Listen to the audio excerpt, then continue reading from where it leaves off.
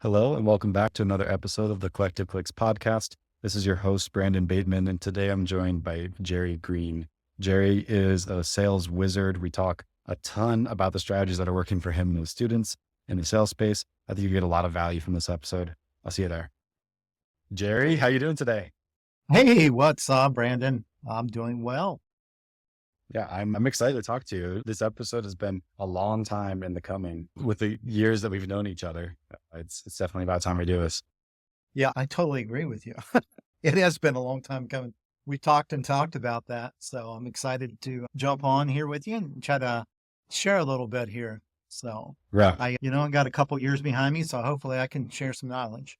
Yeah, and it's to give people a little window into what we were talking about literally just before we started here. I was telling Jerry, we've talked about sales here and there a little bit. I've been meaning to just suck all the information out of your brain for a while now. It's cool to have that opportunity to do that in the public setting where everybody can benefit from what you have to say. So before we get too deep, for anybody that doesn't know about the famous Jerry Green, who are you? Where do you come from? What do you do? Well, that's a deep question. You can take that as deep or as shallow as you want. The answer could be Ohio and I do sales training. You can, well, I'll tell you, Brandon, just kind of sharing with you and, all the viewers. And look, guys, my name's Jerry Green, and I'm actually from Ohio, and I was raised over in Springfield, Ohio, and currently live in Germantown, Ohio right now. And that's about an hour from my original birthplace there in Springfield, Ohio. I currently live there in Germantown with my wife, and we have 5 kids. Now, my kids a lot of them have grown now. So, they're starting to kind of go out there a little bit on things, but one got married last year. We actually still have 4 at home. So there's a lot going on there, but they're doing a lot of cool things. The boys are getting involved in the business, and so great family, love that, and that's all wonderful. Now on the business side of things, Brandon, I got started in this business back in 1994, so this is actually year 30, which is hard to believe, man. Want to know when I was born, Jerry? I get this a lot. What, 90, 94? 96. So 96. yeah, Okay. I was learning how to use the potty when you were learning how to do real estate. So I started in this in 1994.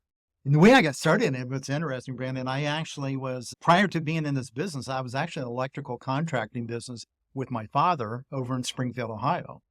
And I was working in that business. And then we had a large general contractor close his doors on us, and we couldn't recover from that. We ended up going bankrupt, and I was trying to figure out what to do, checking out, maybe going in, get a job somewhere. And then next thing you know, I saw this advertisement on TV about an upcoming real estate seminar in Cincinnati, Ohio. Now you got to remember, back then, we didn't have the cell phones, right? We didn't have any of that to, have ads pop up or anything like that. So it was either on TV or the newspaper. And I said, man, I'm going to go check this out. And the gentleman I went to see, his organization was Charles Gibbons' organization. And I would say probably 90% of our viewers here have no idea who that is. I don't. So he's then since passed, but he had built out, he was one of the granddaddies that really got this all started, kind of along the lines of like Robert Allen and stuff like that. He was one of the ones that really built this out, the whole real estate investing side, training and everything.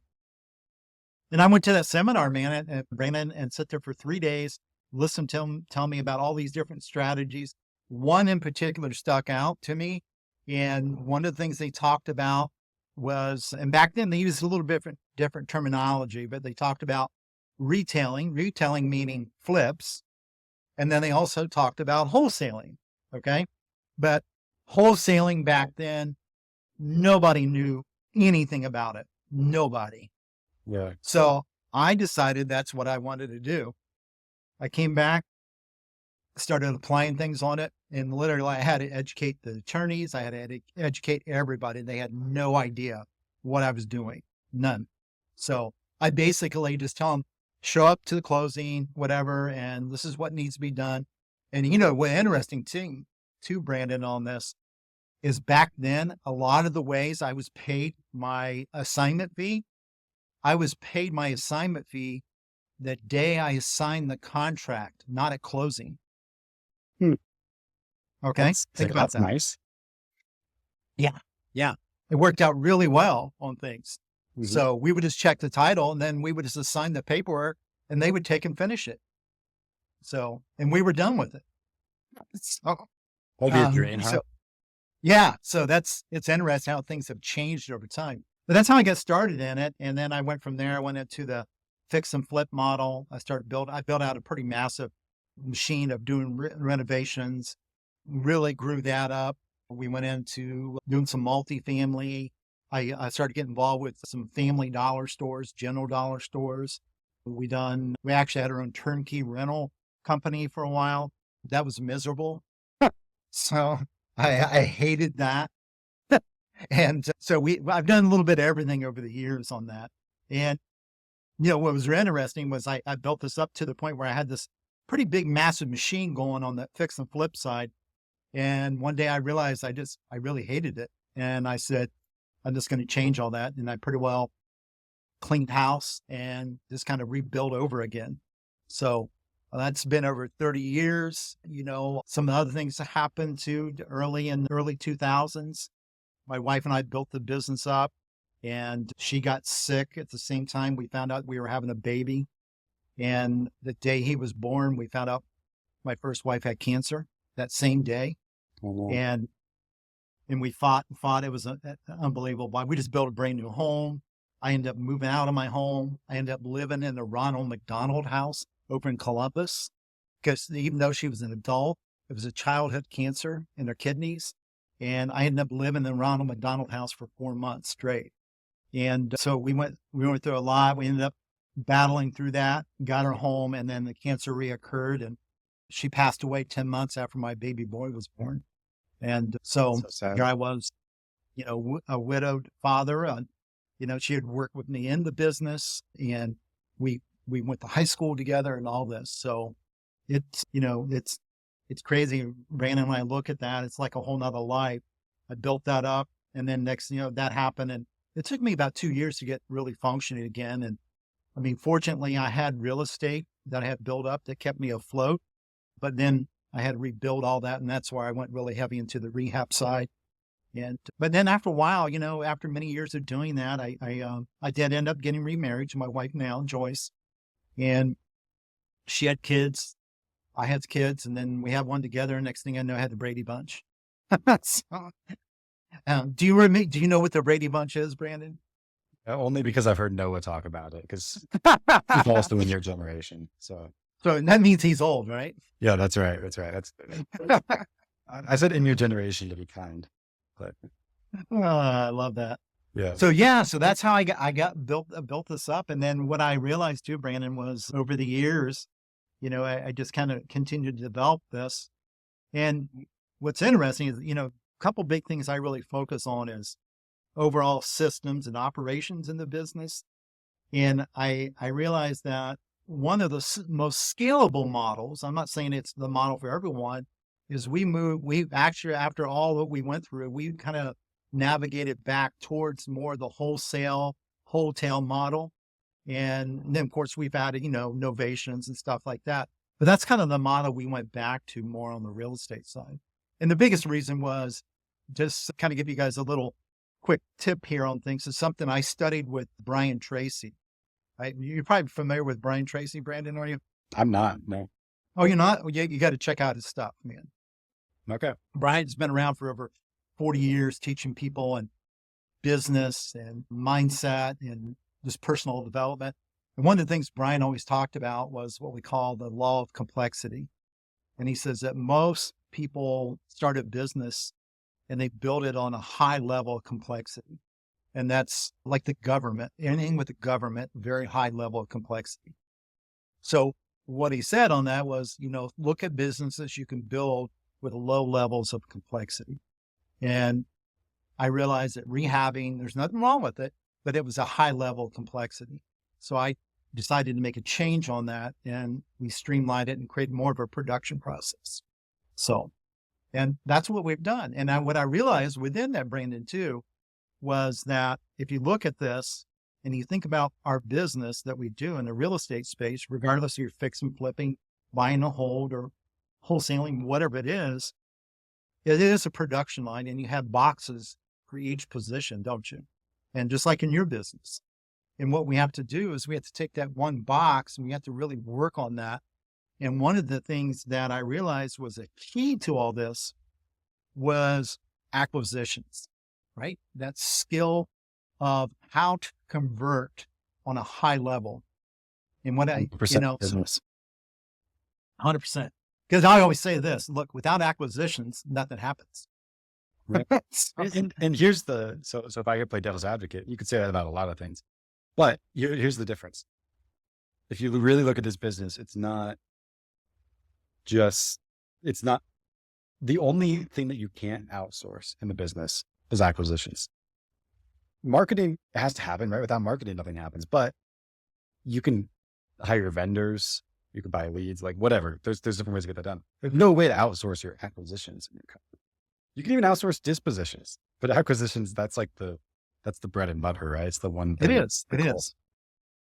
And what I learned on this too, Brandon, though, was, when I first started in this, I went out on appointments for years and years on my own. Back then, it wasn't even really thought of anybody else doing it but you. So, and I've done it. And for over 10 years, I've done all that myself. It was probably closer to 15 years. I just went on appointment after appointment after appointment. And, in the beginning, I came across like most of the gurus would teach you back then, just go in, hey, if I could pay you all cash, close quickly, this is, that type of thing. And it worked, but it got a lot of pushback, got a lot of no's. And what I realized after a little bit of time, I started studying more and more that it wasn't about going in and being hardcore, trying to make somebody an offer. What it was about was solving problems.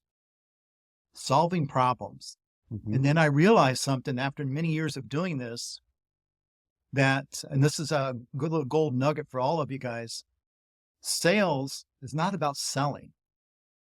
Sales is about assisting somebody in a decision-making process.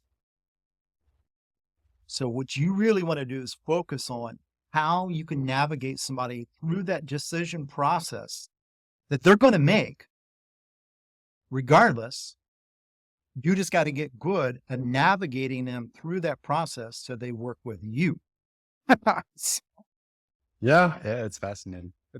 I'm 100% with you. One thing I told my sales team before is, when you've done your job really well, when close to the end of the call, the person asks you for your opinion on if they should hire you or not. 100%. Because they don't put it in the position of of course they're going to say yes. They know that you're on their side of trying to figure it out. And you actually have to be genuine to that too. If you talk to, in any situation, if you're not the best solution for somebody, you should be upfront about that. And then also do everything you can to make yourself the best solution for as many people as you can. But that's super insightful. Although, and I'm sure you have a fantastic answer to this. I think a lot of people would agree with what you just said. I don't think a lot of people would say, no, Jerry, that's not true. I think where it gets really hard is actually fulfilling on that promise. And 100%. That's especially hard when, you're training a team, for example, and all those things, because what you just described is a heck of a lot harder than going into the house and saying, you know what, I'm going to get you cash in this amount of time. I'm going to pay you more than somebody else. I'm going to whatever, right? That very transactional form of sales we just talked about is so much harder. How do you train somebody to actually do that? Because that's a high level skill. Yeah, I think,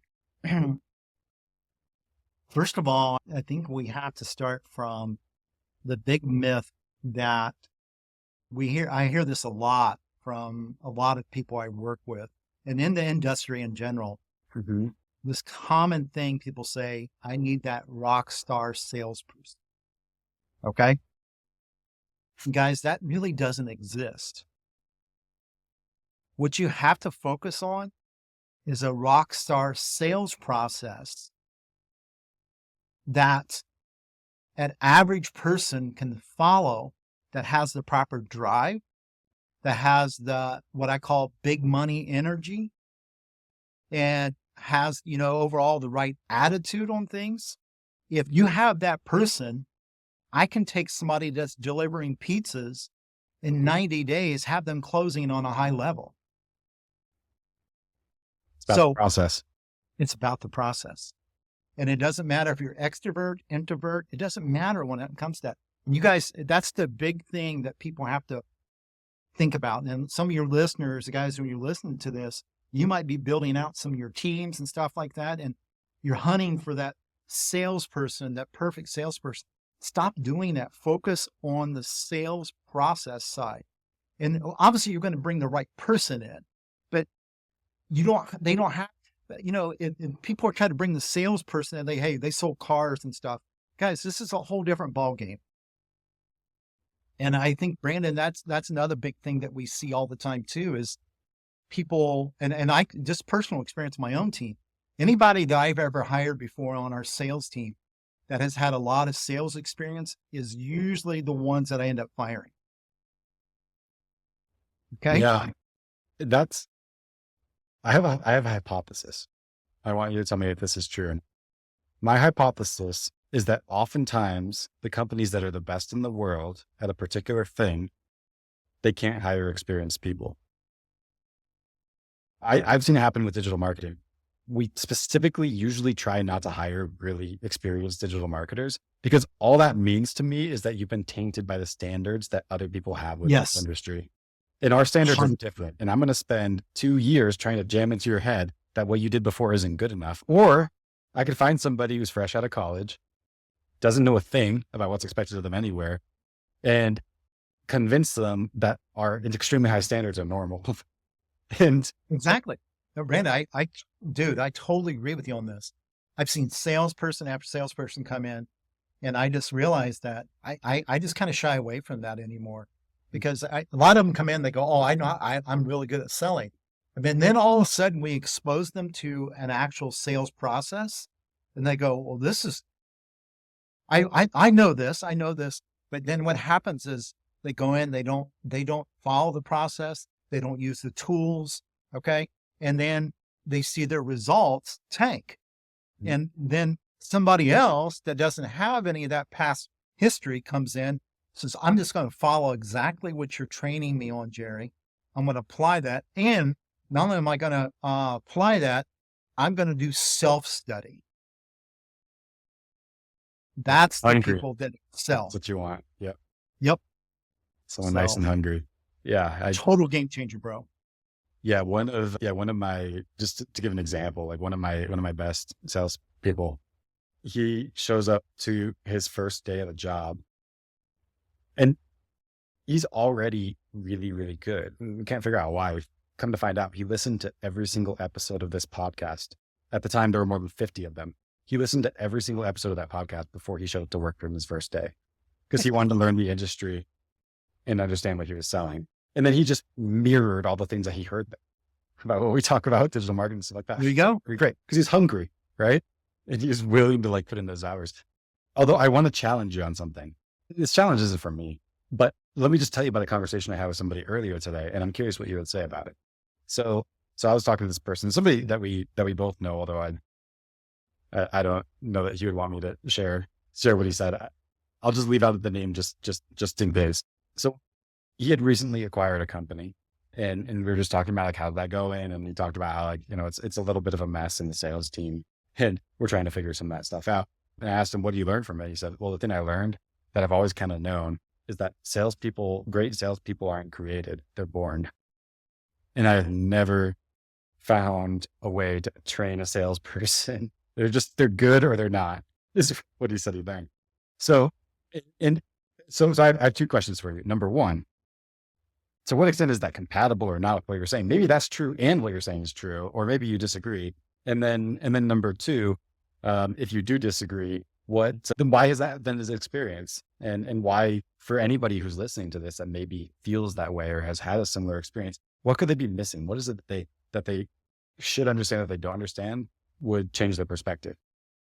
Yeah, I mean, great question. I guess first part of that is that I I believe that people do have to have some of that DNA in them. Okay. Mhm. So it's not, you know, I look at that, they got to have some of that DNA, but it's not so much the sales portion of it as it is what the drive on that, Brandon, the drive, the ability. And here's a big component of, and I hit on this just briefly a few minutes ago.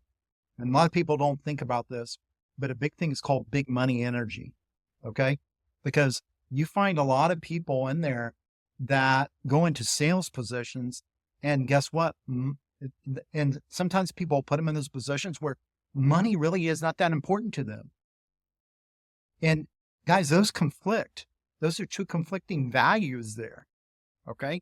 So it's like, oh, I'm not really worried about it. If I can just make whatever, I'm cool. And then you put a person in a sale, that doesn't work. Yeah. Okay. You gotta have somebody that really drives that. So I think part of that is true in regards to the DNA study of things. So, but you know, it comes down though to understanding that if somebody has those key components, like say the drive, I mean, when we look at someone to come in on our side of things, we want someone with that basically never give up attitude. Okay. That's very consistent, that is very heavily driven. That is a big thing is not a whiner. Okay. That is open to being in a position where they got to humble themselves, even though they maybe studied some in sales, to realize that we are basically going to retrain them completely. Okay. And if you have someone like that and just overall enjoys talking to people and things, we, we find them be very successful. Now, another component to this, Brandon, that we actually started testing on this in the last about a year and a half, and that is critical thinking. Hmm. Okay. We actually started testing people on critical thinking. It was interesting How do on you do this. that? Sorry to ask the tangential question, but how do you test? We've actually got a whole test that we built out on that. Interesting. So You created this yeah, yourself, or you found like some like well, assessment somewhere else? well, I'm working with someone on this, on things, but Interesting. we set this up, and it's basically critical thinking. And it's interesting on this, Brandon, because what it does is it's critical thinking, and we look at problem solving. Because if you look at this in sales, what are we really doing? Solving problems. Okay. And think about the average salespeople. What do they do? Average salespeople, they go in, we're in our business. Oh, hey, what do you want? What are you asking for the property? Well, I can't give you that. Here's what I can give you, and all this stuff here. Yeah. That's, that's how you get very poor and below average results. You assume The it's best fixed sum sales, game. what's that? They assume it's a fixed sum game versus Yeah, they do. Right. it's like binary. Like either my price is going to work for you or it's not, rather than there being 1,000 possible directions the conversation could go. 100%. Yep. So what it's interesting on that, because what we learned on that was, when you get somebody that understands some of the critical thinking, some problem solving, then you can start plugging them in, and they can take the sales process, and then they can start applying it. Now, what's cool on this too, those are the people too that understand how to apply different programs with a seller. Okay. So for instance, okay, if I'm working with a seller, and let's pretend you're a seller on things, Brandon, I might be running through things, and I'll say, Brandon, wow, you know, Brandon, I'm so sorry. Based upon what you're telling me, it doesn't sound like your property is going to qualify for our cash out program. But Brandon, I do have another program that I can probably get you some more money on, but I'm just not sure if that's something you're even interested in hearing anything about. Okay. So you notice I just took away, and then I opened it. I laid the door out, but they were the ones that are going to say, yeah, let me open that. Mhm. Okay. And see, critical thinkers, problem solvers will apply that stuff. Yeah. That makes a ton of sense. Oh man, you talked about so many things. So you're basically talking about like they're hungry, they're humble, they're able to think critically, which I don't even know what that correlates with. Is that an intelligence thing or is it more of Now, like a see, you're creativity? right. It is. A big part of it, Brandon, is an intelligence factor. Okay. Hmm. And look, I say, some of you might be listening to this, and I'm not trying to slam anybody, but when you hire dumb people, it will affect your business. Okay. So you So got to look at this, and that critical thinking is really important, because think about this too, Brandon. People got to understand how to, good acquisitions reps should have the ability to explain contracts, have people understand what the process looks like going forward, Brandon. Okay. I mean, like for us, we take, anytime we bring somebody on when it comes to acquisitions, there's three components to onboarding them. Three components. Number one, operations. They mhm. got to understand the operational side of acquisitions. How does it flow? What steps are involved? If you work in the CRM, what do you need to do in here? What are you supposed to say to the client? What is their next steps in the journey, right? Yeah. And then we look at the next component we look at is obviously sales process. Now, sales process, they have to learn foundational things before they can even get on talking to clients. But then also we do continued training every single week. And I do that a lot by training people, with the sales academy. People come in and all my students across the country come in and learn from me on that. But also we do additional training every week. We're doing it average of 3 times a week on sales training. Okay. Hmm. And then the third component is contract execution, or what I like to refer to as contract presentation. So how do they really know how to present a contract to a seller? Can they explain the tax prorations? Okay. Yeah. So if we learned that onboarding those three areas has cured up a big chunk of problems for us. Yeah, that's fascinating. I mean, I think that, yeah, it decreases the problems that acquisition solves. I think the stereotype in a lot of companies is the salespeople cause all the problems and everybody else is just like running around in circles trying to find a way to solve them. Yes. You can't find anybody to close deals that doesn't cause a lot of problems in the process. It's just, it's a stereotypical like operations versus sales thing. It sounds like your solution is if you have the right training and the right kind of people in sales, then maybe that's less of a factor. Yep. 100%. Yeah. I think about, Brandon, with the, like the lead, obviously you're in the lead generation business here, and, one of the best out there, do an amazing job. What's interesting, and I'm sure you hear this a lot too, people get leads all the time. They say the leads aren't any good, right? Or it's easy to blame the leads. Is that true? Oh, Okay. 100%. And not only do we see that across our clients, we see that in our own team and like everywhere, right? Like no, Yeah. it's like the standard, like the leads are weak, know you're weak kind of. Well, let me share something with you guys on this. If it's okay, if I can share something with you, Please. that's okay. See, think about it in sales in general. Okay. Now I'm going to put it into our world when it comes to working with sellers, but it can go anything across the board. It can apply to. See, most people, you think about it on our world, what's the best type of seller that we'd like in our world, Brandon? What's the best one that we look Distressed, at? motivated. Distress. Okay. So it's the one that has the multiple peppers, right? Yeah, that's right. You're talking about our database where we have the number, Yeah. the number Okay. of chili peppers for each thing. Yes. Okay. Highly distressed, right? That's right. That's what we look at. Yeah. But here's the thing, Brandon, on that. It's really hard to build a scalable business around those leads only. Super Okay. fair point. So what happens is most leads come in, and this is something we train people on, what we call the seller continuum. And on the seller continuum, leads come in. Most people put people in, and they say, hey, they're highly distressed. They're very motivated, great candidate. And then other people come in the middle, and they look at them and they say, they're tire kickers, right? We Yeah. hear a lot of they're tire kickers. But I want you guys to start thinking things differently, because what we do and what we're really good at training people to do is take tire kickers and convert them to deals. And the reason that we're so good at that, and I train people on that, is it doesn't matter. This is really important. Everybody understand, it does not matter where your seller sets on the continuum. They could be highly motivated. They could be neutral. Okay. It doesn't matter where they set at. Mm-hmm. The key is, how do you figure out where they're at now and where do they want to be?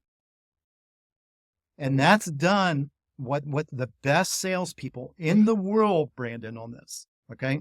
And this is what I train people on. The best salespeople in the world understand something, and it's called the gap. And the gap is for where somebody's at now to where they want to be. And this applies in our world, in your world, any world, and when it comes to sales. When you can understand where somebody's at now and where they want to be, what happens on that is you create what we call the picture perfect scenario.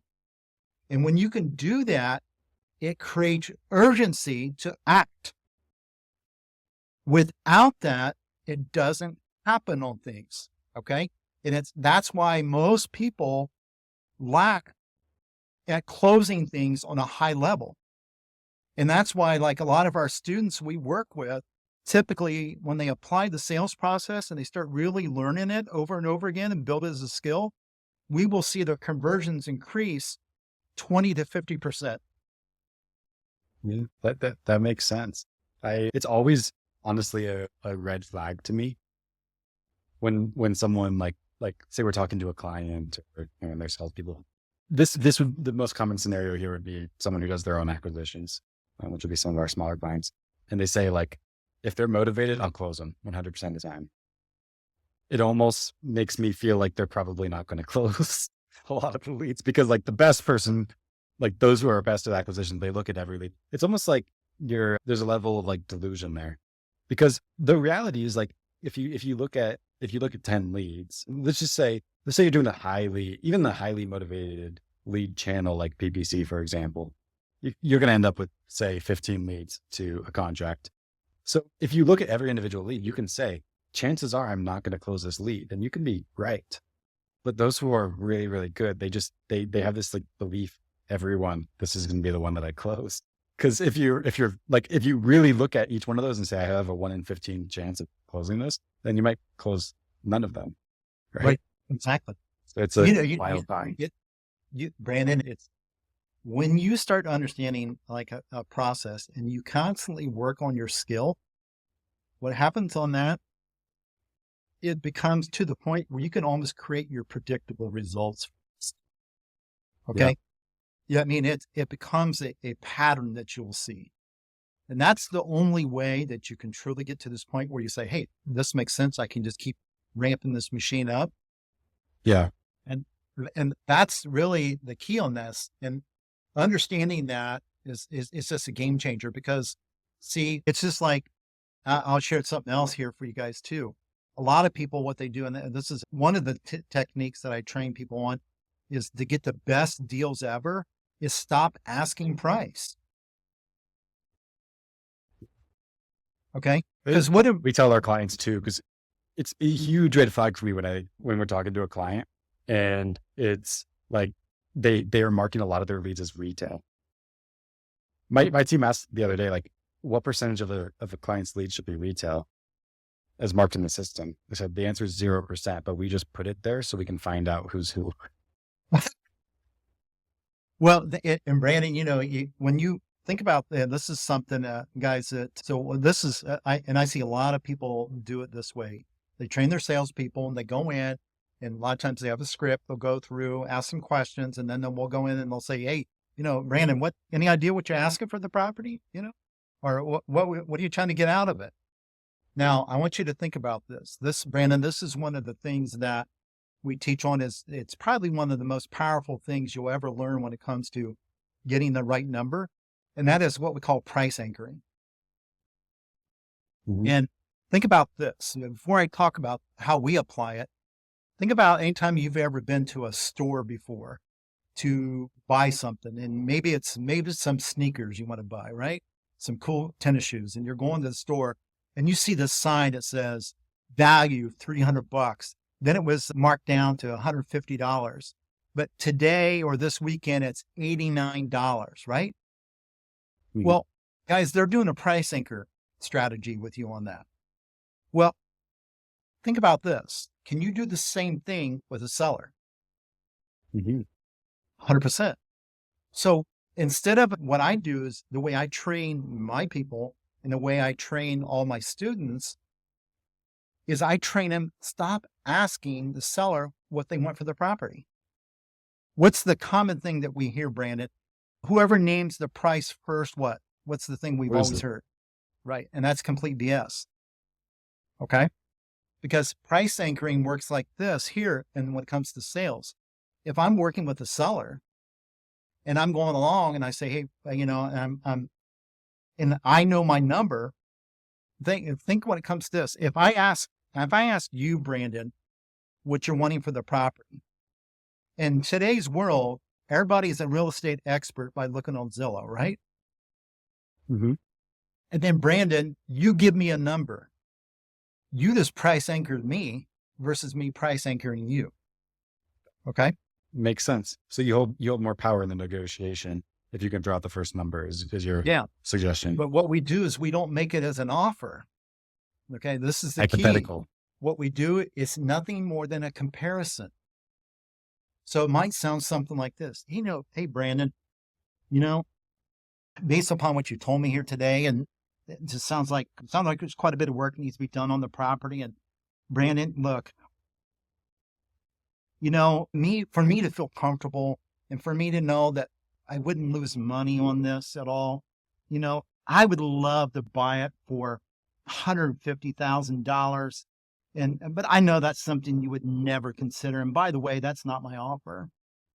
So you said it without being evil in the seller's And eyes. what I did is I dropped it as an anchor tool.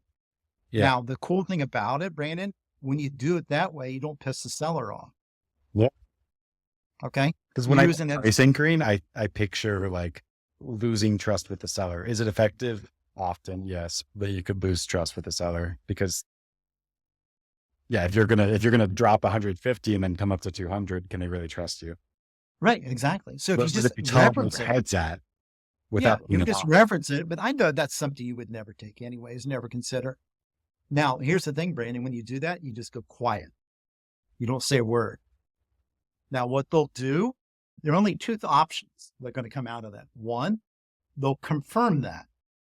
Oh, no way. I would never do that. Okay.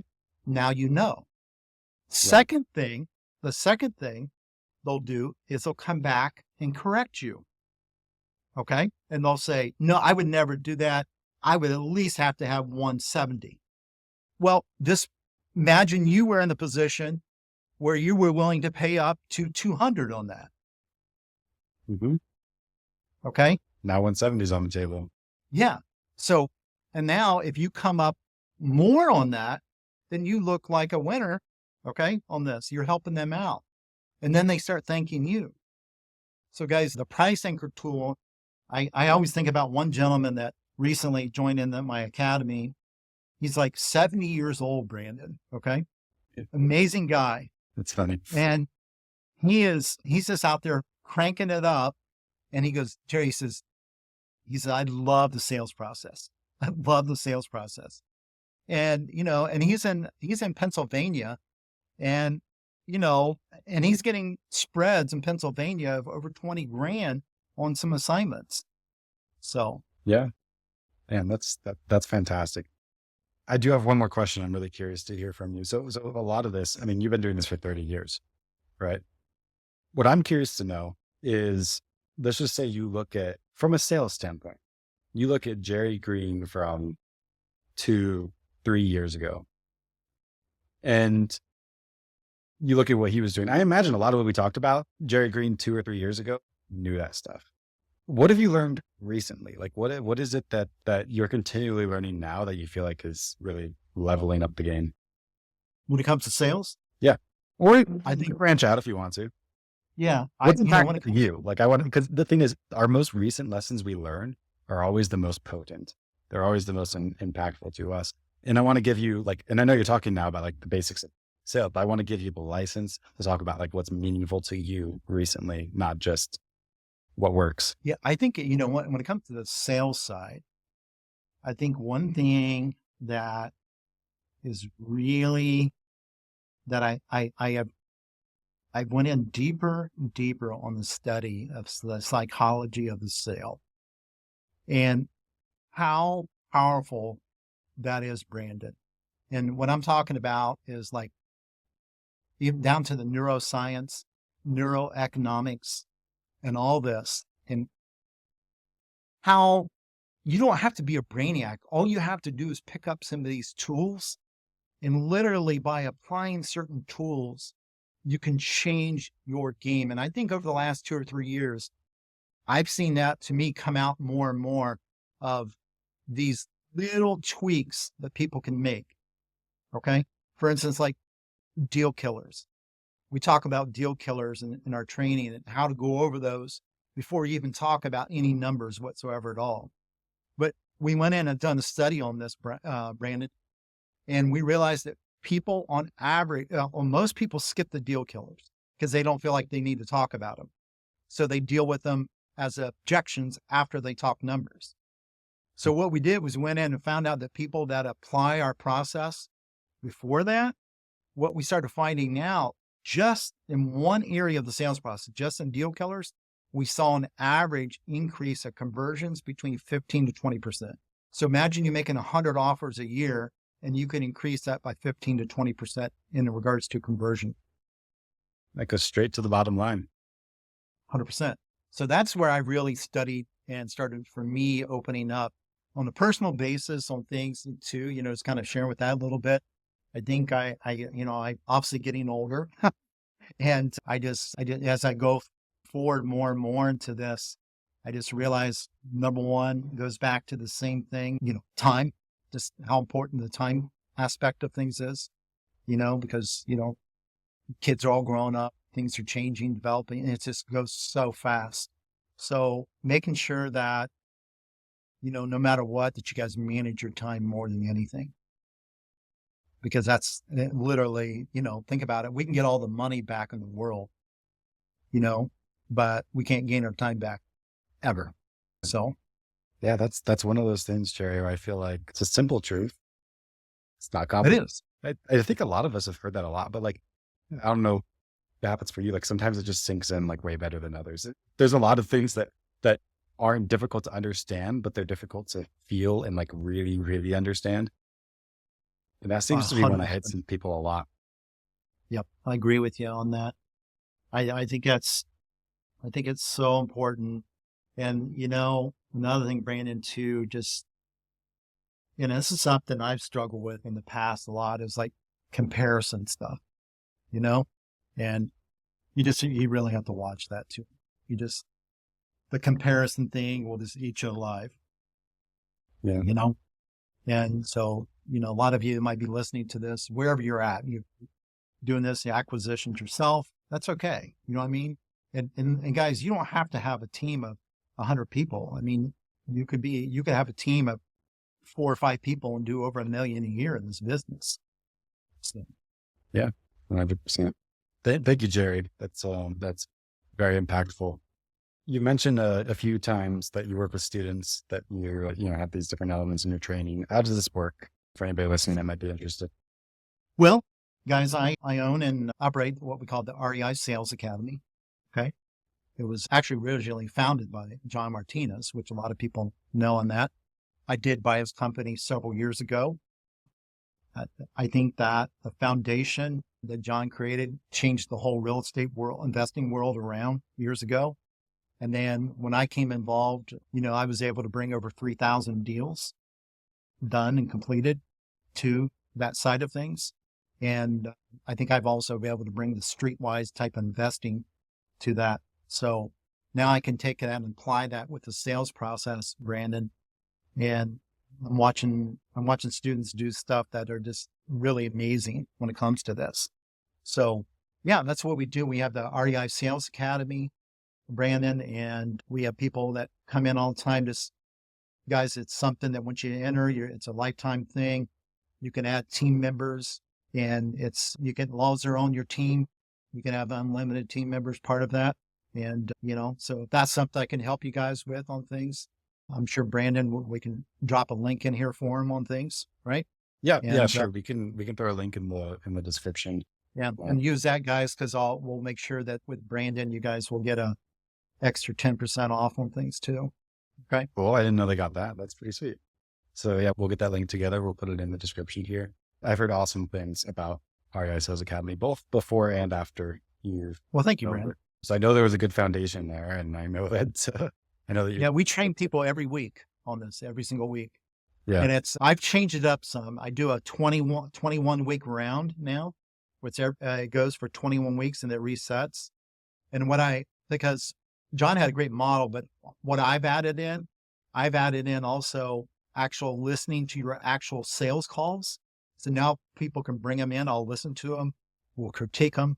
And that's huge. It's huge. We'll do live role playing. Yeah. And then what I've done, so I've taken the training and I've added in a coaching aspect to it now too. So sweet. And yeah, so it's really making a difference for a lot of students. So yeah. Well, that's cool, Jerry. I'm looking forward to what we can do together too. We just started up some PC campaigns recently, and I expect you guys to rise to the top of our list of best converting. Yeah. Well, dude, I mean, look, we've been going at it, just under a month.